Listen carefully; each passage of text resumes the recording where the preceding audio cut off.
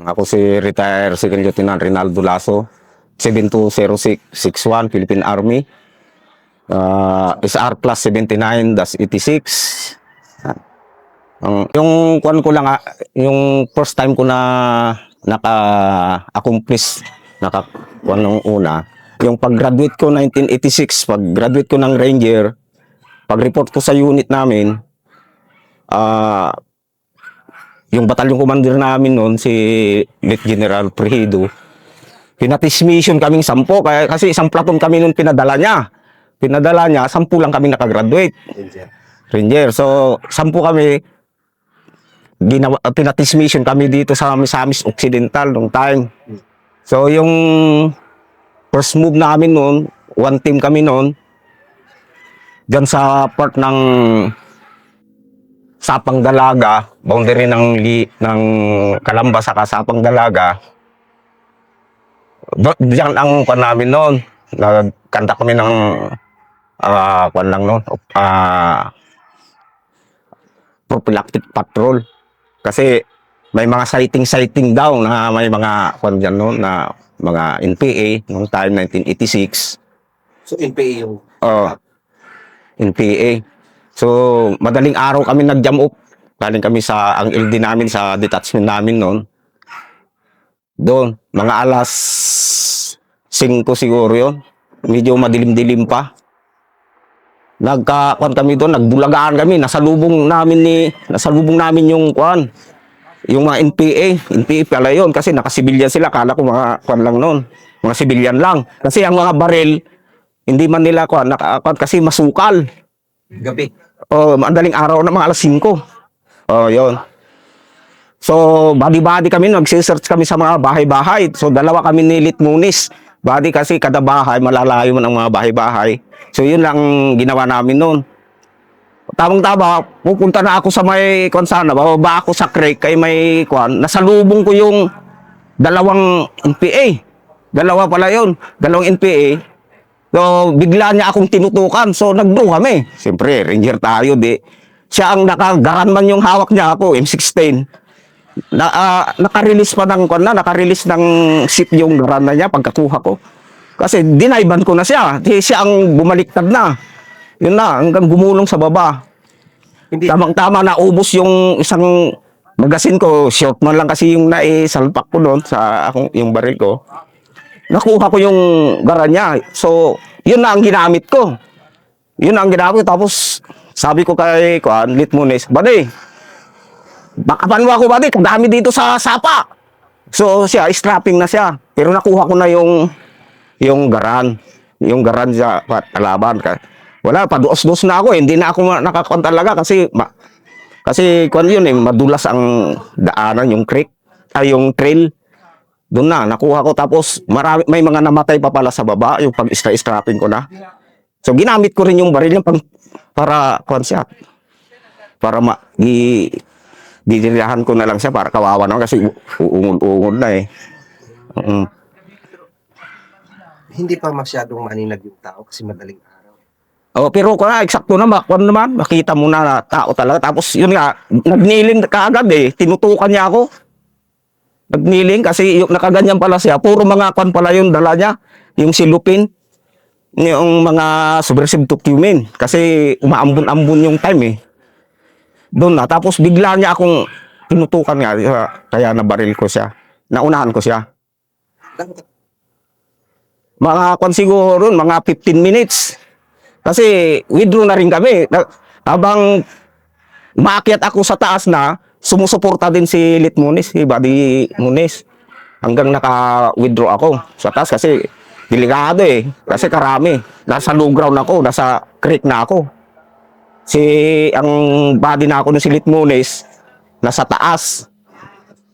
Siya ang kuhan yun. Parang yung pag-drop ko, yung pagkuhan ko sa kanya, pag-dive ko, diretso na yun. Hanggang doon na ako nakakuhan sa kanya mismo. Yung NPA umuungol na doon. Kasi bumaliktad eh, natamaan ko siya kaagad. Hindi man siya nakaputok. Yung isa tumakbo din yung body niya. Parang silang dalawa ang nauna. Karami pala sa baba, kaya paakyat na kasi galing sila ng Siloy. Parang galing sila Siloy yun eh. Ano naisip mo, Master, na mag-dive ka sa kanya? Oh, siyempre, baka matamaan ko, siyempre, bagong graduate tayo noon. Siyempre, alerto tayo palagi. Pag dive na ako na, sabi ko, ranger ako, ikaw wala kang training. Sa isip ko noon. Inunahan ko kaagad. Yun, namaan dito. Baliktad siya. Sa baba, tamang-tama din. Kasi yung isa pa, habang dumadaos ako pababa, binibiraan ko rin yung tumatakbo.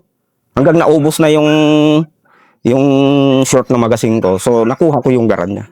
Yun na yung ginamit mo. Yun ang ginamit ko pang withdraw.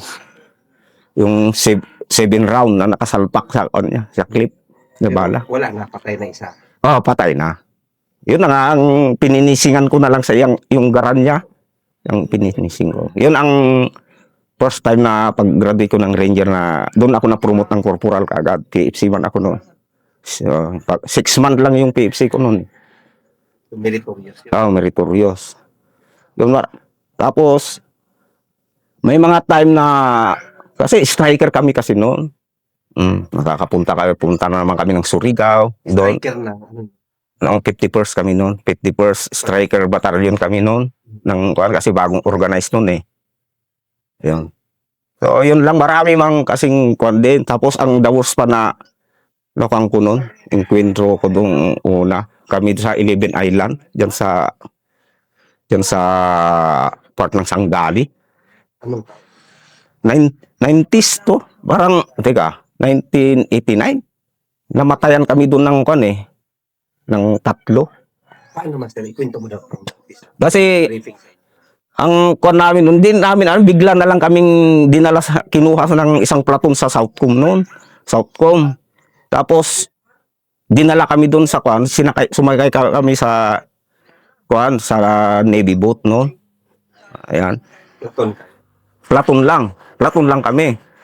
So, Under under ni kwan noon, ang platoon leader namin noon si Lieutenant Feliciano. Feliciano, ranger din yon. ikaw nung bata. Ako, kwan pa ako noon, corporal. Team leader na ako. Kasi sa isang platoon may 4 na team. So, ako ang kwan noon, team leader sa 14. So, kwan namin, paggising namin sa umaga sa liste, mga kwan na siguro, mga alas 5 na yun siguro, madilim-dilim pa. Binibira na ng kwan, ng tura-tura yung isla. Tapos yung mga Navy na mga kwan din, yun, binubugbog na yung isla. Doon sa 11 Island. Doon, pagkatapos yun, nung wala na yung tura-tura na nagbabam doon, yun na, nagdak na yung sinakyan naming kwan ng Navy. Pagbaba pa lang namin, binabanatan na kami. So, muntik pa. Buti yung kwan sa Navy na ganyan, yung salamin, matibay pala yun. Hindi tumagos yung mga bala nila. Pagkalan pa lang. Hindi, sa gilid lang talaga. Shoreline. Shoreline lang. Kasi malalim pa, hanggang dibdib ang tubig eh. Pag lukso namin eh. Doon na. Yung time yun na by team na kaming nag-deploy na, nag-skirmisher kami.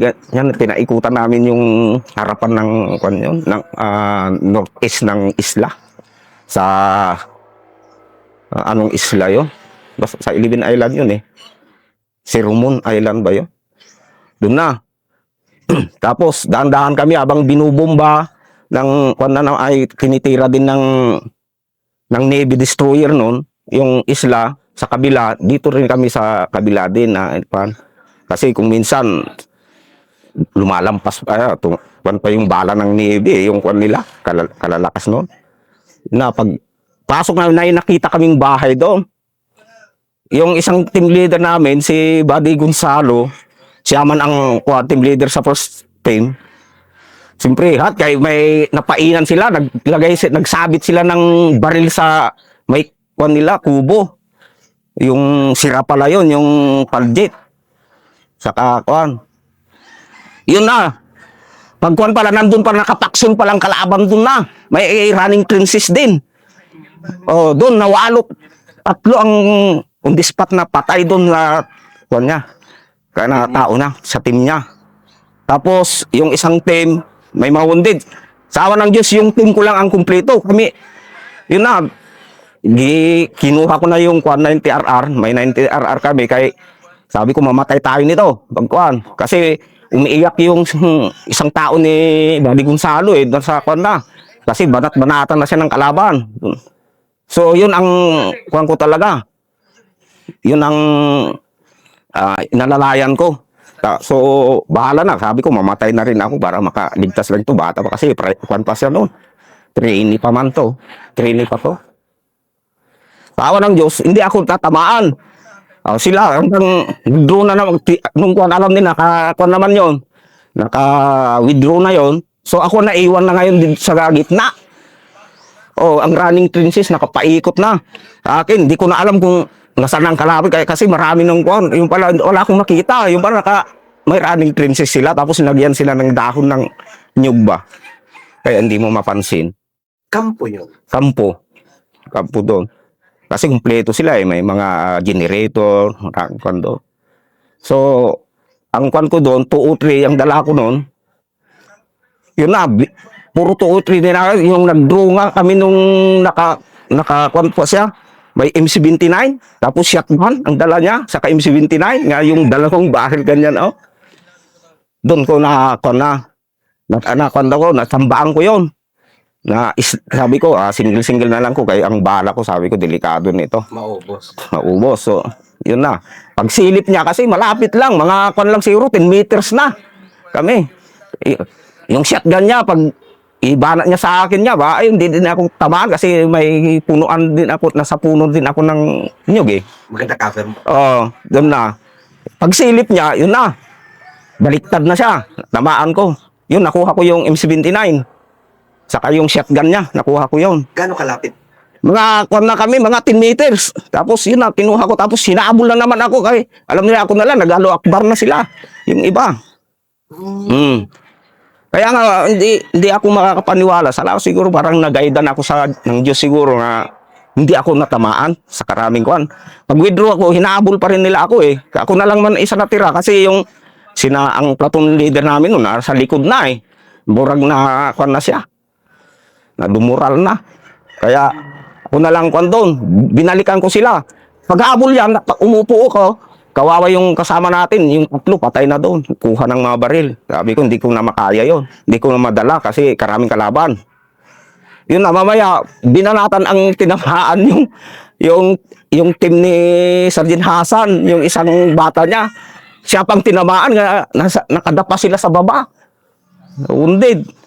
Yun na, doon na ako kwan. Sabi ko yung tao ko, lahat ng gustong sumama sa akin, i-recover natin yung kasama natin doon.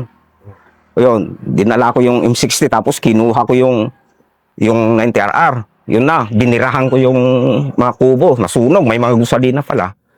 Doon. Hanggang nakuha namin yung mga patay namin. Nakuha na.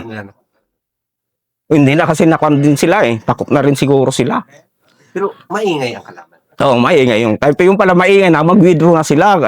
Kasi yung mga bangka nila noon, nabutas-butasan na yun binagbabaril din namin noon. Yun na, pinagbabaril ko lahat yun. Tapos, yung iba, sumabog kasi tinuutri ko. Yung makina, sumabog talaga. Hanggang na, yun pala, may mga umiiyak din may mga babae, may patay din doon. Asawa siguro ng commander yun. Yung pala maingay sila, pag-withdraw sila. Pag-withdraw na kay padilim na yun Isang araw nga Nag-umpisa kayo. Ang umaga, mga alas 5. Tapos, natapos yan, mga madilim na, alas 7 na siguro sa gabi. Kasi ang umiilaw lang kumisan, yung chopper Nalang ganyan umiikot. Tapos, yung mga ilaw din ng Navy. Kaya ilaw sa isla. So, kayo yung nasa front line? Oo, talaga, buddy. Kami talaga. So, ako lang, ako ng Diyos nga, yung team ko, kumpleto. Walang nadali yung ko. So, kami na lang ang lasabag biniwidro namin yung mga patay. Nagpa-iwan ako. Nagpa-iwan kami yung team ko. Muna, baka mayroon pang may natira pa doon. Kabilis nga, paano sila naka-withdraw? Yung pala, may mga bangka pala sila. Nagsagwan na sila kasi madilim na. Yung time. So, yun ang hindi ko makalimutan na daw talaga na ako yun. enkwentro noon sa Subo. Isang araw. Paano kayo nag-survive sa bala? Hindi, nagkwanta rin kami. May natira pa rin kasi sabi ko, wag magkwan tayo sa bala, tipirin natin. Saka lang tayo magpaputok kung may makita ka. Sabi ko yung mga tao noon. Sabi nila, wag kayong pataka, wag tayong pataka o kwan sa bala natin, pamusil. Sabi ko, magkwan tayo kasi mga Bisaya akong mga tao noon kung saka lang kayong babaril kung may makita kayo. Sabi ko. Yun, sa lang yung sa Kawidro kami. Doon na rin kami kumain nga, pero yung kwan nilit pagayon, yung bungo niya, kasi yung utak, nilibing ko na lang doon. Kasi hindi na madala. Kasi wasak yun kwan niya. So, yung kamay ko pala noon, puro utak na pala. Kaya pala malasa nung kumain na kami ng gabi. Kwan ko sa ilaw sa kwan noon, puro pala kwan yung kamay ko sa utak, sa kamay dugo-dugo na. Kasi yung pagkuha ko isa namatay. Tapos inilibing ko na lang yung bungo niya doon. Kasi kwan yun hiwalay na. Nilibing ko na lang doon yung bungo niya, nilit pagayon. So yun na, hanggang... So ang hirap, Master, ng ganong sitwasyon na yun. Ang hirap ba? Ang kwan talaga doon, mahirap talaga kasi isla kasi wala nang ibang magkwan sa amin, ang mga mag-reinforce na lang, mag-back up sa amin noon, yung Navy. Pero kung minsan, delikado rin, kaya minsan, hindi nila alam kung nasaan na kami. Kaya kung minsan pinahinto namin yung pagkwan ng Navy, pag bumba-bumba nila doon, yung parang kwan yung kwan nila yung gamit nila, malakas. Baka kami madali na. Kasi tumatagos talaga sa amin. Kasi kung minsan sa amin ng kwan ang tama ng kwan kasi nagdikit na ang kalaban, dikit. So parang kasama. Tamaan kami. Kaya pinahinto yung platoon leader ko noon. Nawagan niya siguro na ihinto muna yung kwan. Hanggang madilim na, hanggang kwan. Yun na, nakasibat na, nagka-withdraw din ang kalaban. Pero yung Navy, may nahuli din silang isang bangka yun. Na kwan nila, intercept nila. So, yung medyo kumalma na, ano lang instruction sa'yo? Kwan na, withdraw na kami. Kasi ikon namin yung mga kwan namin. Umalis na kami doon. Isinakay na kami sa kwan, sa Navy. Sa barko ng Navy na. Yung maliit ba? Hindi nakita kung ilan. Mayroon, tatlo. Tapos isang babae. Ang nakuha nyo? Doon. Nandun na, iniwanan na namin doon. Na-clear nyo pa yung area? Na-clear pa namin. Bago kami umalis. Nang umaga na. Umaga kami. Clear namin. Pag-clear nyo, ang nabutan nyo doon? Yun na, yung tatlong patay, apat yung babae. Yung nakakuan ko ba? Yung Nakatumo? yung naka-inquire doon nagkuhan kami. Doon, kalaking tao. Kaya ang baril niyan, kuha ko nga yung baril niya, yung M79 saka shotgun.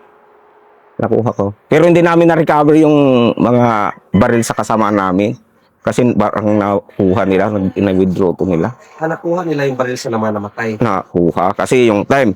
Sila man kasi yung una yung time kasi. Siya ang kuhan. Unang umasult doon. Kasi yun nga, napainan lang sila ng baril doon na sira pala na ipin. Ipin na baril. Sinabit sa kubo. Yun ang nag-unahan sila.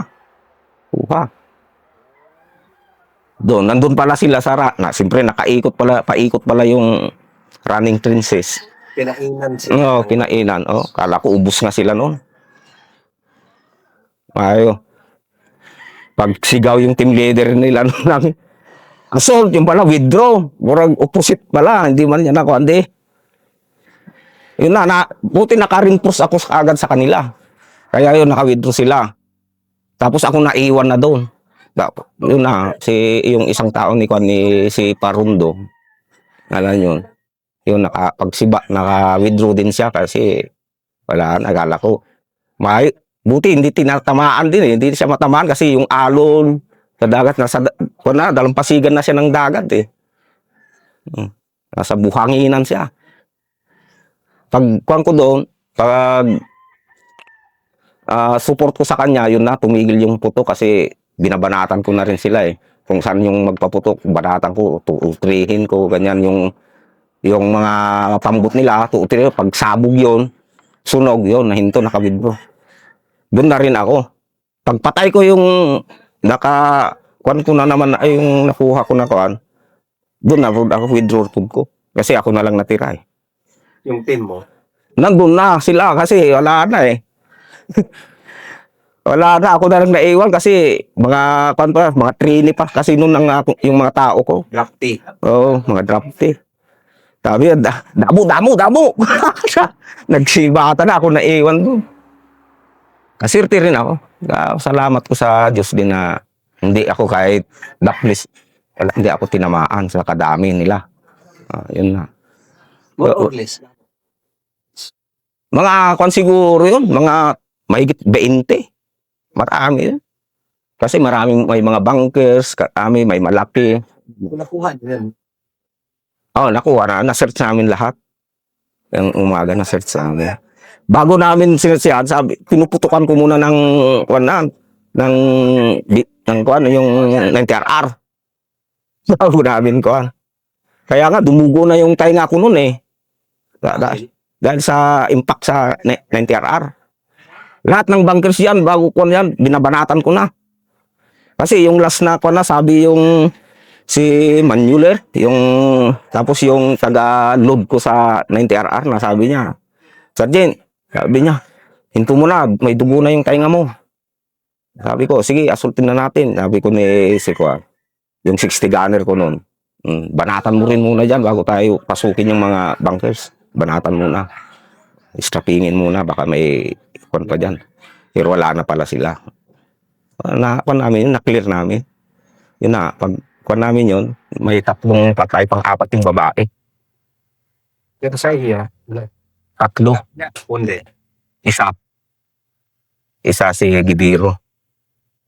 Okay. Das pa talaga. Yun na talaga. In this spot talaga. Wala na. Pagkakuan ko dun, bumulwak na yung kuan kasi bigla na lang ako, nag-initiative na lang ako na kuan, nagkaputukan. Umabanti na lang ako. Doon ko nakita yung yung natanggal ang kuan, bungo. Bumulwak talaga yung dugo. Nakita ko pa yon. Anong Parang gusto kong gumanti na. Kaya doon na.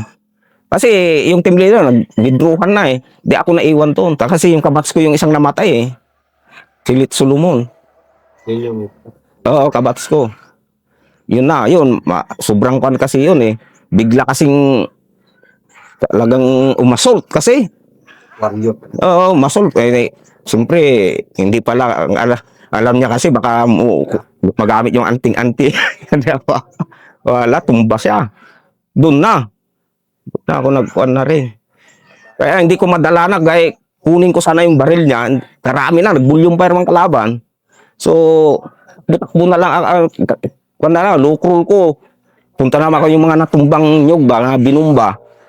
Doon na naman ako, mamaya pagputok ko doon. Takbo na naman ako sa kabilang puno, yung mga natumba. Doon na naman ako, ganun ginagawa ko noon, kaya hindi nila ako matama-tamaan noon. Hanggang nakalapit ako doon. Tapos yun na, napawithdraw mo na kasi tinutulungan ko yung isang kasama namin na nandun na kasi napunta sa Dalampasigan eh. Yun na, hanggang naka-withdraw siya. Yun. Alam niya rin na ikaw yung Basta di ko na basta sinabihan ko siya. Ano, kumusta to? Kay Igo. Di ko, wala sir. Umiiyak pa eh. kita mo talaga yun. Wala. Tapos yun na, pag withdraw ko nga, pag nakita ko to, nandun sila sa low ground, nakadrop lahat. Tapos ang platoon leader namin nun, tawag ng siguro para ma-evac yung wounded saka yung patay. Mamaya, yung pala, mga 5 ata yung humabol sa akin. Mamaya, bigla na lang, tinamaan yung nakadapa sa harapan ko. Si Gibiro. Tinamaan sa kama. Kasi ko nga eh, hindi man ako tinamaan. May anting-anting. Wala. Wala akong kung ano. Siyempre, nagdarasal lang ako talaga yung Psalm 91 no. Yan lang, dinadasal-dasal na pagdalakad ko. Yan lang yung natutulong sa'yo. Oo, parang yan, ang Diyos lang siguro. Okay. Kaya hindi, ang report nga nila noon, kaya matagal akong nakabalik sa kanila, naka-regroup sa kanila. Nai-report nila ako, patay na eh. Ang alam nila, patay na talaga ako, nai-report daw. Ay, tinawag ako, isa ako sa Kia. Ano, report ka? Oo, nai-report nila. Kasi matagal pa, mga 1 oras pa siguro, bago ako nakabalik sa kanila, naka-regroup. Hindi. Kasi nagkawatak-watak na sila eh. Ikaw doon, busy doon. Oh, doon sa kung talaga kasi kala ko baka buhay pa yung iba, yung namatay na, yung kabats ko doon, baka makuan pa. Pero kadami pa pala kalaban. So, ako ngayon ang kuan na. Nasa sentro nila, gusto nila akong kunin talaga noon. Kasi yung mga running trenches eh. Hindi ko alam, may puputok na sa gilid ko. Ganyan. Hindi rin ako tinamaan kasi swerte ko nga. May bala pa ng yung pack ko, may bala pa ng 90RR. Yung pack dalawa. Pero hindi ko iniwan yung pack ko, dala-dala ko pa rin. Abang intro. Oo, kung siyempre, gapang na naman ako, ganyan. Lipat-lipat ako, gapang. Ganyan, pero kung minsan, nagkakon nga ako eh. Buti hindi rin makon yung pack ko na 90RR, hindi rin nalaglag yung bala ng 90RR ng dalawa. So, balikan natin yung nai-report ka. Oo, nireport nila pala ako na patay na daw ako. Isa ako sa Kia. Pero doon nga sila, parang natulala sila nung nakabalik ako. Sabi ko, siyempre, nireport ko, wala na. Hindi na madala talaga yung 3 doon. Wala na talaga. Yung isang kawawa, wala nang bungo. Sabi ko. Yun ang kuhan. So, paano yun nung nai-report ka? Wala rin, nagtaka ka sila eh. Tawag na naman. Tawag siguro na naman kasi nasa platoon leader namin noon yung kuan eh, raang sa to yung kuan pa noon. Yung ang gamit noon yung 7. hindi yung kuan ba? Anong tawag na noon yung radyo na kuan noon? Parang yung pinakamaliit na, 'di ba? Si Miracle, mga ganyan man noon. Hindi wala pa noon. Yung ano yun? Maliit lang, pwede mong mahawakan lang. Yun lang kuan noon. Dala-dala namin mga radyo noon. Pero may 187 kami noon. Pero wala. Hindi ka rin makakuan noon. Makapag-lay. Yun lang gamit noon hanggang siguro, yun nga, nagtaka sila, parang nasyak sila noon. So yun lang yung mga kuan ba? Mga karanasan hindi ko makalimutan na dosyo. Doon ako napaiyak din eh. Nung una na dahil sa mga kasama kong nadali doon.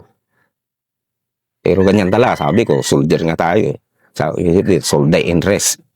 Ito yung ginawa natin trabaho.